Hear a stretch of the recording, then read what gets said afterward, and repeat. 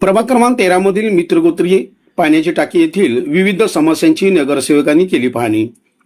प्रभाग क्रमांक 13 मधील मित्रगोत्री पाण्याची टाकी येथील धोकादायक इमारत, दुरावस्थेतील पाणी टाकी, आयुष्यमान आरोग्य केंद्र, शेजारी घाणीचे साम्राज्य, परिसरातील लाईट बंद इत्यादी समस्याची पाहणी प्रभाग क्रमांक 13 मधील नगरसेवक शंकराना चौगुले, नगरसेवक सत्यनारायण गुर्रम, नगरसेवक विजय चिप्पा यांनी केली।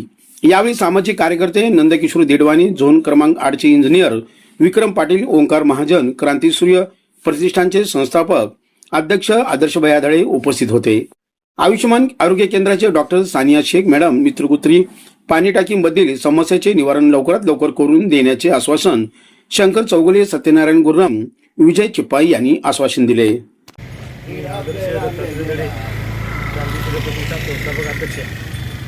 आज महानगरपालिका मित्रगोत्री पाण्याची टाकी येथे प्रभाग क्रमांक 13चे नगरसेवक शंकराना चौगुले, विजयाना चिप्पा, आणखीन सत्यनारायण गुर्रम इत्यादी नगरसेवकांनी या परिसराची पाहणी करून ते धोकादायक इमारत शाळेच्या लगत असल्यामुळं ते पाडण्याचे आश्वासन दिले व त्यांना पत्र दिले। तसेच इथं पाण्याच्या टाकीमध्ये स्वच्छता, घाणीचं साम्राज्य इत्यादीचा प्रश्न मार्गी लावतो म्हणून असे आश्वासन नगरसेवकांना दिले। तसंच इथे आरोग्य मंदिर आहे महानगरपालिकेचे, तिथेही घाणीचं साम्राज्य पसरलेलं आहे। या नगरसेवकांनी व महानगरपालिकेचे झोन क्रमांक 8चे इंजिनियर विक्रमसिंग पाटील इत्यादींनी पाहणी करून स्वच्छता करण्याचे आश्वासन दिले।